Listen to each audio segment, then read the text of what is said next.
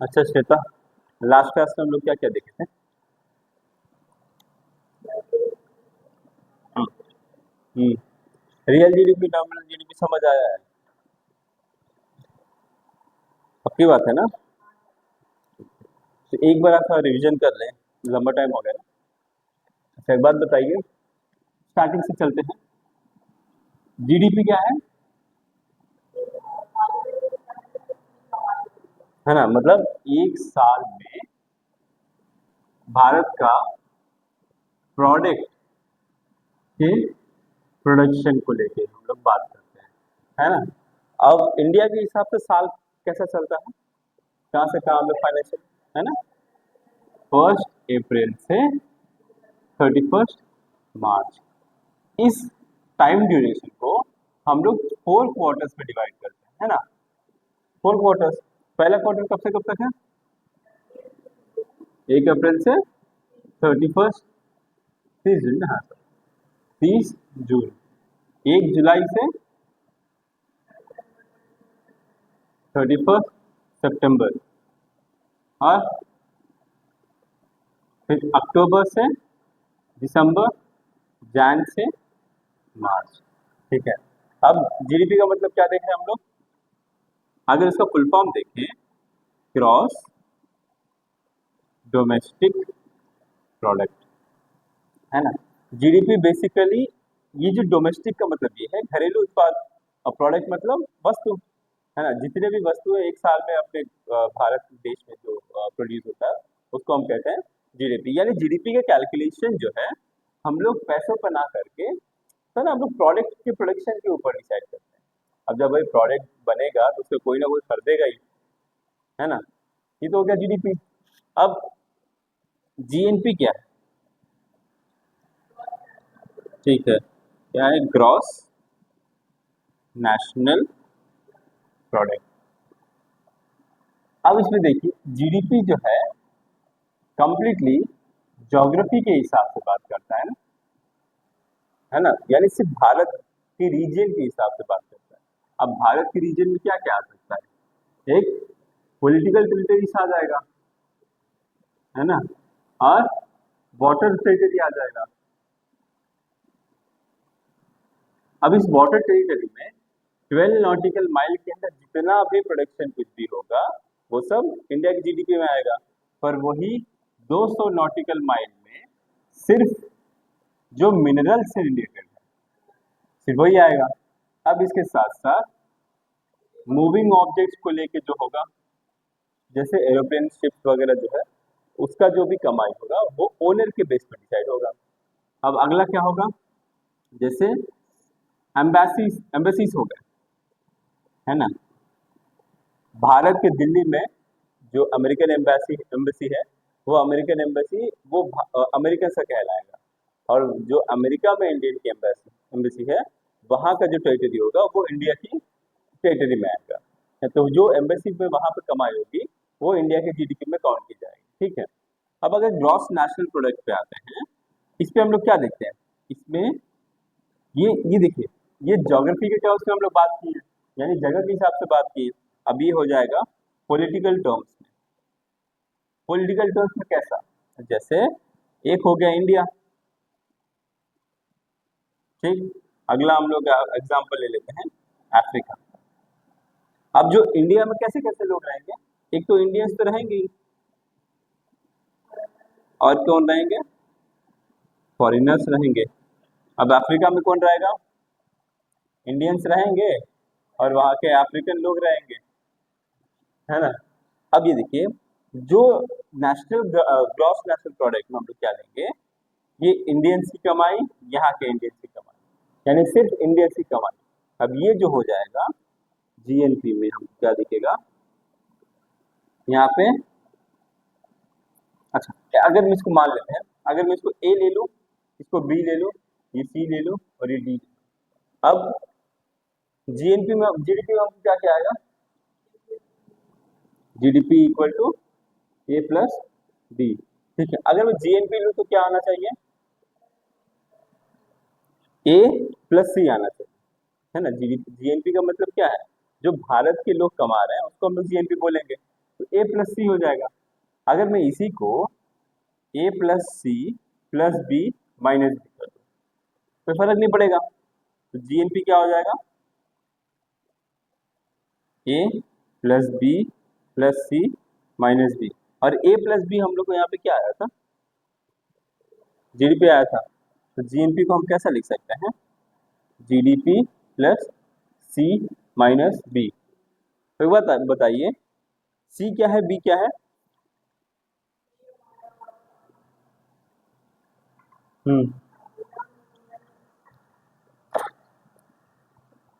देखिए, सी जो है ना, अफ्रीका में जो लोग रह रहे हैं उनकी कमाई है। बी जो है इंडिया में जो लोग रह रहे हैं फॉरेनर, उनकी कमाई है।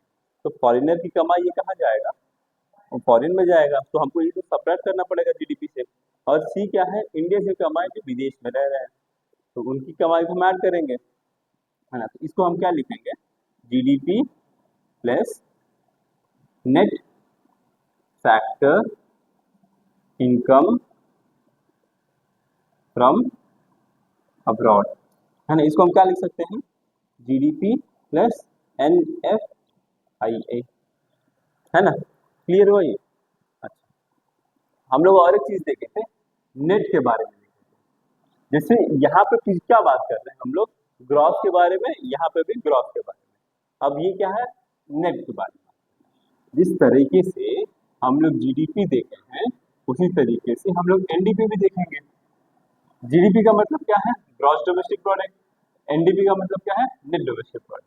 अब नेट डोमेस्टिक प्रोडक्ट कैसा निकलेगा, तो NDP equal to GDP minus depreciation, ठीक है। उसी तरीके से जीएनपी का निकालना है, जीएनपी से हम लोग क्या निकलेगा, एनएनपी निकल जाएगा। क्या निकलेगा, बड़ा खतरनाक है। बोला क्या करेगा। अब जी एनएनपी कैसे निकालेंगे हम लोग, NNP equal to GNP minus depreciation, ठीक है। क्लियर हुआ ये?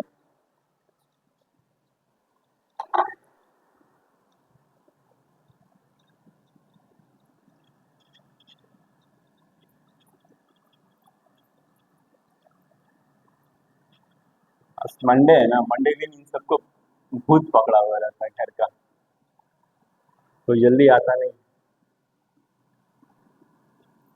यहाँ तक तो हम लोग पिछले क्लास में देखे थे, है ना। देखिए लास्ट क्लास में जीएनपी और नॉमिनल जीडीपी, रियल जीडीपी को लेकर डाउट्स थे, ठीक है।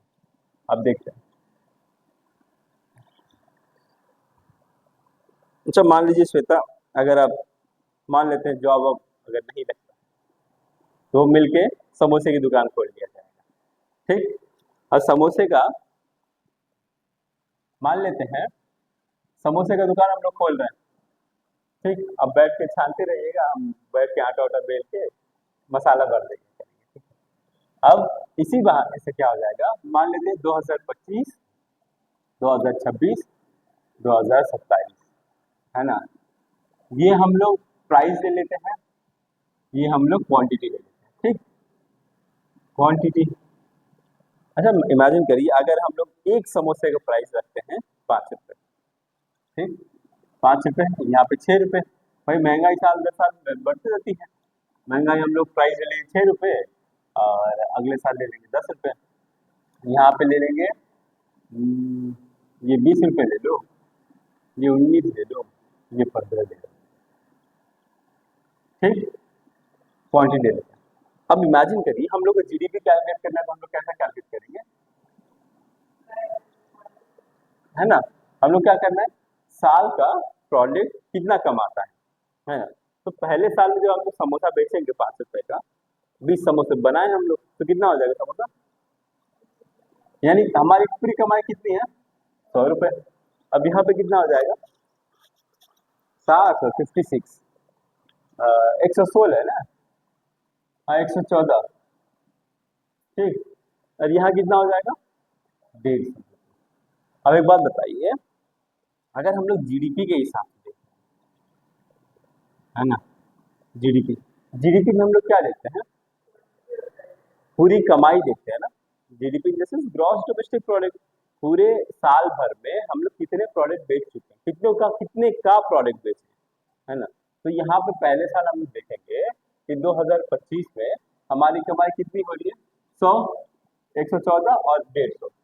अब एक्चुअल में देखेंगे ना मैडम, तो इसमें ना ये जो प्राइस बढ़ता हुआ जो हम लोग को दिख रहा है ना, ये वाला प्राइस यहाँ इंक्रीज हो, यहाँ इंक्रीज हो, इसका इंक्रीज होने का रीजन क्या है, इन्फ्लेशन।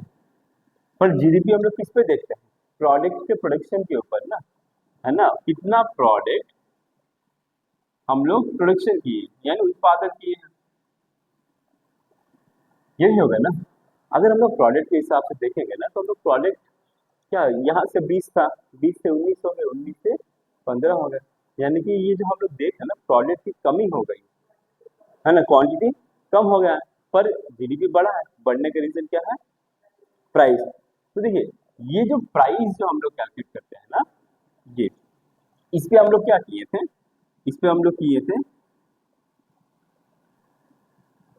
प्राइस किसका लिए थे हम लोग, करंट ईयर का ले रहे हैं। जैसे यहाँ पे 5 रुपए है तो हम लोग 5 ले रहे हैं, अगले साल यहाँ पे क्या हो रहा है, 6 हो जा रहा है। और हम लोग क्वांटिटी क्या ले रहे हैं, करंट ईयर का ले रहे हैं।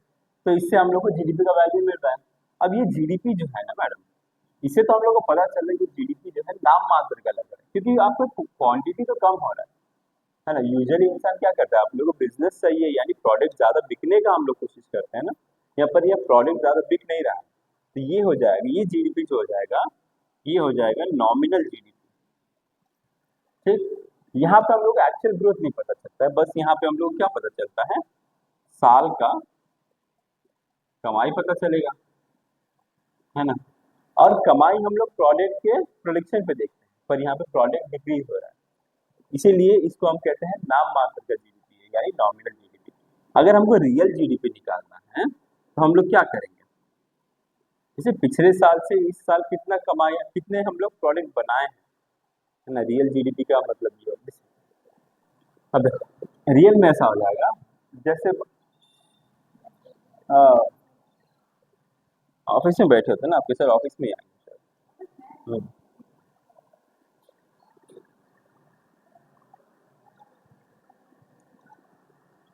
हाँ, यहाँ पे देखो जो भी कमाई हो रही है प्रोडक्ट के बेस पे ना होके इन्फ्लेशन के बेस पे। अगर हम लोग प्रोडक्ट के बेस पे देखेंगे तो मान लेते हैं आपको एक साल जैसा रहे, अच्छा मान लो यहाँ पे एक प्राइस कितना है, तो हम लोग अगर बेस ईयर हम लोग ले लेते हैं 2025 को, ठीक है, तो अपना प्राइस तो फिक्स हो गया, प्राइस बेस ईयर का हो गया, है ना। अब क्वांटिटी हम लोग को देखना है, क्वांटिटी करंट ईयर का लेना पड़ेगा हम लोग को। तो अगर मैं कह दूं कि 2025 में, है ना, 2025 में 5 रुपए की है और 20 समोसे हैं, तो यहाँ पे हम लोग कितना हो जाएगा, 100 रुपए। अब उसी तरीके से यहाँ पे देखो 2026 का प्राइस की क्वांटिटी कितना हो जाएगा, 2026 का क्वांटिटी 19 हो जाएगा, पर प्राइस क्या लेना है हम लोग को, 5 लेंगे। ठीक, उसी तरह से 2027 का ले लेते हैं, 27 में हम लोग को प्राइस कांस्टेंट रखना है, और ये कितना हो जाएगा, ये क्या हो जाएगा, ये 10 है ना प्राइस, प्राइस हम लोग कांस्टेंट रखना चाहिए 15, 50 और 40, 90, ये हो जाएगा, तो 25, 75। तो अब देख रहे हैं, अगर हम लोग प्राइस के हिसाब से देखते हैं तो हम लोग की कमाई क्या है, साल दर साल घटी है। और हम लोग यहाँ पे क्या देख रहे हैं, यहाँ पे जो इंक्रीमेंट हम लोग देखते हैं ना, ये इन्फ्लेशन के कारण है। अच्छा हाँ, 95, ठीक है। इसमें फर्क क्या है, जैसे नॉमिनल जीडीपी हम लोग क्या देखेंगे, करंट की चीजें, इसमें करंट का प्राइस भी देखेंगे, करंट का क्वांटिटी भी देखेंगे, इसीलिए इसमें ना हम लोग को सिर्फ साल का कमाई पता चलता है, पर एक्चुअल में जो ग्रोथ हो रहा है कि नहीं हो रहा है ये नहीं पता चल पा रहा है हम लोग को, है ना, क्योंकि ग्रोथ यहाँ महंगाई की वजह से हो रहा है, पर रियलिटी में ग्रोथ हो रहा है कि नहीं हो रहा है। अब रियलिटी में ग्रोथ पता करने के लिए हम लोग क्या यूज करेंगे, रियल जीडीपी। रियल जीडीपी क्या होता है, ये आपको एक्चुअल ग्रोथ बताएगा, है ना। एक्चुअल ग्रोथ पता करने के लिए हम लोग को क्या करना पड़ता है, एक बेस ईयर ले लेना पड़ता है। अब वो बेस ईयर हर प्रोडक्ट से हम लोग मल्टीप्लाई करेंगे। तो यहाँ पे जब आप देख रही हैं कि यहाँ पे कम होगा, यहाँ पे कम होगा, तो ये हम लोग को ग्रोथ नहीं बता रहा है। अच्छा, जब बजट जब भी पास होता है तो हम लोग जैसे होता है ना, इलेक्शन के टाइम पे यूजुअली बोलते हैं गवर्नमेंट के लोग कि देखिए हमारा जीडीपी इतना ग्रो कर गया, इतना ग्रो कर गया। तो वो जो जीडीपी ग्रोथ किया हुआ हम लोग को बताते हैं ना कि जो भारत का जीडीपी है 4 ट्रिलियन हो गया है ना। एक ये टर्म हम लोग सुनते हैं, और एक ये भी सुनते हैं, जीडीपी हमेशा, बस एग्जांपल के लिए बता रहे हैं, जीडीपी हमारा 6.6% से ग्रो कर रहा है। अब इसमें और इसमें फर्क पता चलना है, ये कब आएगा और ये कब आएगा। जो हम लोग नॉमिनल जीडीपी निकालते हैं ना, नॉमिनल जीडीपी, ये जो है आपकी नॉमिनल जीडीपी बताएगा, ठीक है। ये जो एक्चुअल जीडीपी हम लोग जो निकालते, जो साल का जीडीपी निकालते हैं कि हमारा भारत इतने साल का प्रोडिक्शन कर रहा है, वो नॉमिनल जीडीपी है। और कितने रेट से ग्रो हो रहा है वो हम लोग निकालते हैं रियल जीडीपी से। इससे क्या निकालेंगे हम लोग, जीडीपी ग्रोथ, जीडीपी का परसेंटेज ग्रोथ। यहाँ तक क्लियर हुआ, समझ आया ना। ये हो जाएगा जीडीपी डिफ्लेट, ये नॉमिनल जीडीपी और रियल जीडीपी। और एक टर्म है जिसको हम कहेंगे जीडीपी डिफ्लेटर, ठीक है। अब एक चीज देखिएगा, जीडीपी डिफ्लेटर में हम लोग क्या लेंगे, नॉमिनल जीडीपी लेंगे और रियल जीडीपी लेंगे, इनटू 100 कर देंगे। अच्छा, एक चीज देखिएगा, क्वेश्चन में कई बार हम लोग को ऐसे स्टेटमेंट आ जाता है, ऐसा कौन सा कंडीशन होगा जब रियल जीडीपी और नॉमिनल जीडीपी दोनों सेम होंगे, है ना। कौन सा कंडीशन बन रहा है हम लोग यहाँ पे देखिएगा, है ना। यानी बेस ईयर जो है, बेस ईयर और करंट ईयर दोनों अगर यूज करते हैं हम लोग, रियल जीडीपी में बेस ईयर प्राइस सेम होना चाहिए और नॉमिनल जीडीपी में भी बेस ईयर और क्वांटिटी सेम होना चाहिए, है ना। तभी हम लोग को क्या मिल रहा है, यहाँ पे भी 100 मिल रहा है, यहाँ पे भी 100 मिल रहा है ना। समझ आ रहा है ना। एक तो ऐसा स्टेटमेंट पूछेगा, और एक स्टेटमेंट ये पूछेगा कि जीडीपी डिफ्लेटर 100% कब होगा, ये पूछेगा। 100% कब होना चाहिए, जब नॉमिनल जीडीपी और रियल जीडीपी सेम होगा। दो तरीके के क्वेश्चन पूछ सकता है, समझ आ रहा है, क्लियर है ना। एक तो पूछेगा कि जीडीपी डिफ्लेट 100% कब होगा, दूसरा ये पूछेगा कि नॉमिनल जीडीपी और रियल जीडीपी बराबर कब होगा। ये एक इम्पॉर्टेंट है, ये एक इम्पॉर्टेंट क्वेश्चन है। ऐसे क्वेश्चन फॉर्म हो जाएंगे, ये ध्यान से देख लेना, इसमें कोई डाउट नहीं ना। आगे बढ़े।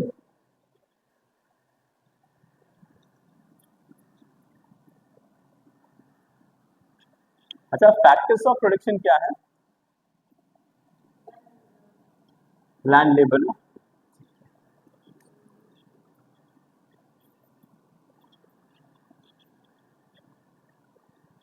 तो जीडीपी में जितना भी प्रोडक्ट का अमाउंट फिक्स किया जाता है, प्रोडक्ट का अमाउंट फिक्स करने के लिए हम लोग किसका यूज लेते हैं,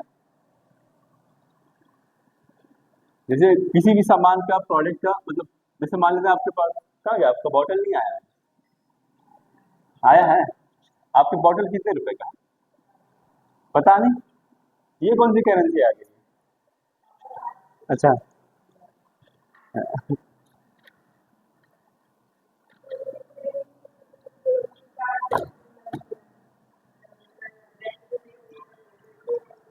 हम्म।